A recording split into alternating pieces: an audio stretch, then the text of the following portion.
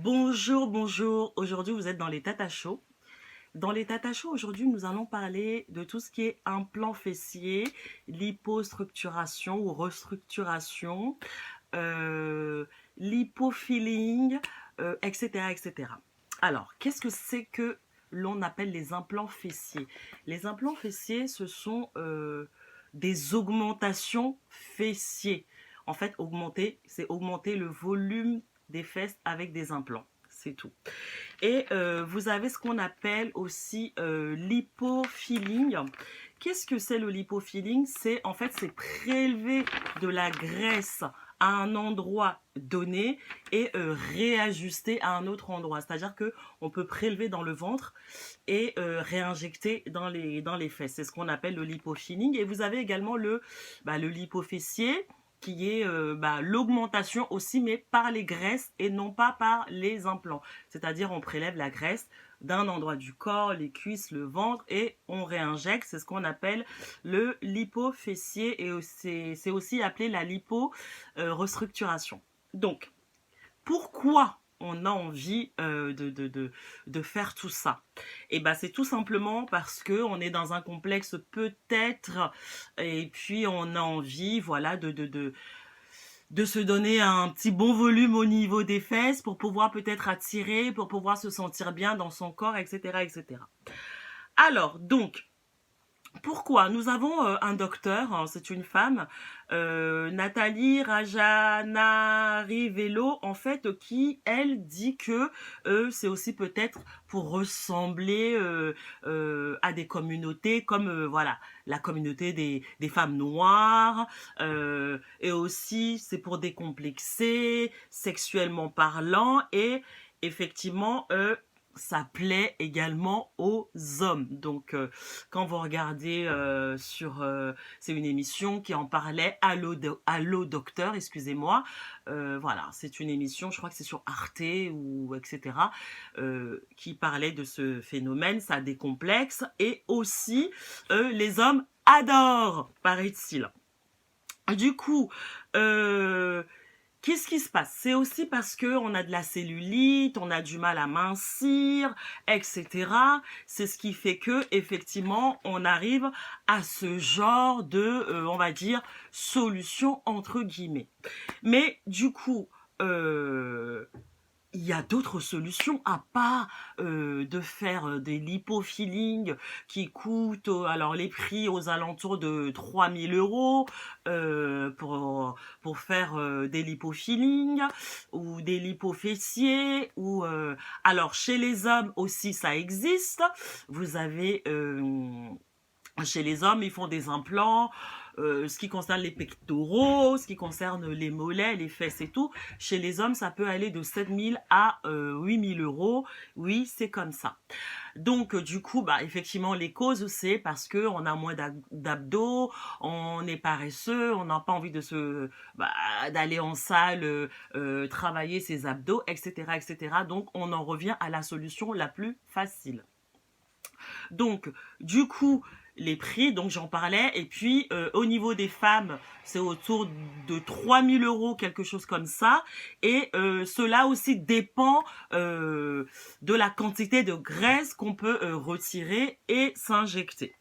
Donc, du coup, vous avez des solutions quand même qui peuvent être en salle ou alors dans des piscines. Vous avez par exemple de l'aquabiking qui peut vous faire enlever vos cellulites et qui peut aussi réduire certains volumes à certains endroits. Vous avez le palpé roulé, vous avez tout ce qui est cardio, vous avez tout ce qui est massage, etc. Donc, du coup, si on parle de tout ce qui est musculation en salle, vous avez tout ce qui est vélo debout, soit en ville ou soit en salle. Vous avez de l'haltérophilie que vous pouvez faire pour y remédier à tout ce qui est cellulite et tout ce qui est, on va dire, entre guillemets, complexe au niveau de son corps. Vous avez le booty shake, vous avez... il y a aussi quelque chose aussi qu'on appelle maintenant le empowerment féminin. Empowerment féminin, c'est l'émancipation aussi à assumer son corps, à assumer ses rondeurs, et puis se décomplexer de toute façon au niveau de son corps, parce que il faut dire que quand on a des rondeurs aussi, c'est féminin, excusez-moi, quand on a des rondeurs, c'est aussi synonyme de porteuse de fécondité. Donc on a de plus en plus de femmes qui laissent leur rondeur comme ça. Donc vous laissez vous assumer, vous assurer votre corps, vous assumez les rondeurs de votre corps. Voilà, c'est ce qu'on appelle aussi le empowerment féminin, c'est-à-dire que on est décomplexé, c'est synonyme de féminité, c'est synonyme de fécondité. Et quand on est décomplexé, vous savez que on renvoie l'image qu'on a de soi aux hommes, à son compagnon. Donc, si on fait un travail pour pouvoir se décomplexer sur tout ce qui est rondeur de corps, on n'a pas besoin d'aller se faire charcuter, entre guillemets, dans les cliniques pour avoir peut-être une minceur de ce côté, une augmentation de ce côté, etc., etc. On peut aussi faire ce travail pour se décomplexer au niveau de son corps. Donc, du coup, vous avez des risques. Alors, je vais vous parler des risques. Donc ici, vous êtes dans les tata shows, on ne juge pas, mais nous, voilà, peut-être qu'on fait quelques petits signalements, quelques petites remarques, mais juger, ça appartient aux personnes elles-mêmes, peut-être à travers ce que nous, on va dire, qui vont faire leur petit bilan, à savoir de ce qu'ils font ou de ce qu'elles font, de ce qui se passe autour des différents sujets. Les risques. Vous savez, c'est une chirurgie quand même assez lourde.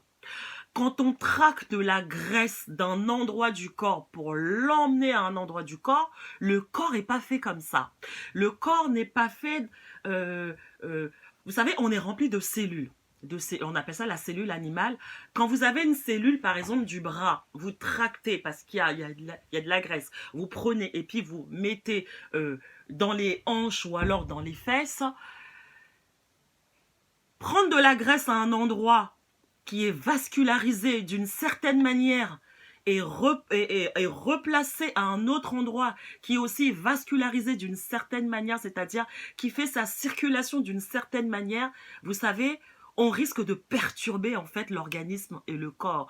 Donc, il peut avoir des rejets, il peut avoir des nécroses parce que la circulation à l'endroit où on a pris de la graisse n'est plus faite pareil, ou la circulation à l'endroit où on réinjecte cette graisse-là n'est plus faite pareil parce qu'on a perturbé cet endroit, peut créer des nécroses et voire carrément des mortalités. Il y a des personnes qui en sont mortes par rapport à ça. J'ai pas les chiffres, à vous de rechercher sur internet, mais il existe des dangers parce que c'est une chirurgie assez lourde. Il y a des mortalités. Et on ne sait pas également comment les gens vont vieillir. On ne sait pas comment les tissus vont vieillir par la suite. On n'a pas de retour par rapport à ça. Donc les chirurgiens, eux, ils rajoutent des clients à leur répertoire parce que ça fait de l'argent. Ça fait 2 opérations en une. On fait, voilà, on enlève de la graisse, c'est une opération. Et on réinjecte dans un autre endroit, c'est une autre aussi opération. Ça fait 2 opérations en une. C'est quand même lourd. Donc voilà. Alors, ce que je voulais vous dire par la fin, c'est que les dangers, on peut avoir des embolies graisseuses. Parce que quand on enlève la graisse, il faut savoir que il y a des graisses. La graisse est normalement... on doit pouvoir réinjecter cette graisse au-dessus du muscle et pas en dessous. Donc, quand vous allez voir votre chirurgien, vous lui posez la question, la graisse, vous allez la prendre pour la réinjecter où? Si vous dit en dessous du muscle, fuyez. D'accord? C'est au-dessus et non en dessous.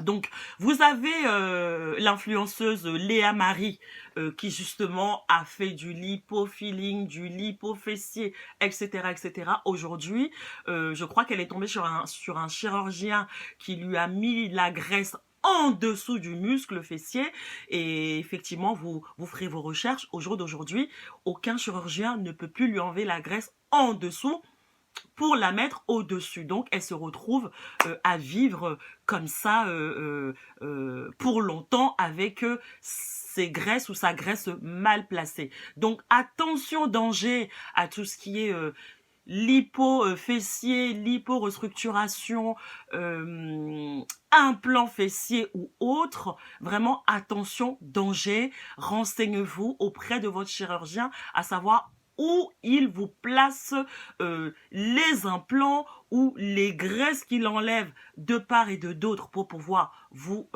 les comment s'appelle vous les implanter ailleurs. Demandez à votre chirurgien à savoir comment se passent les opérations avant de vous engager à faire justement cette chirurgie assez lourde. On n'a pas de retour dessus. On ne sait pas comment les peaux vont vieillir par la suite.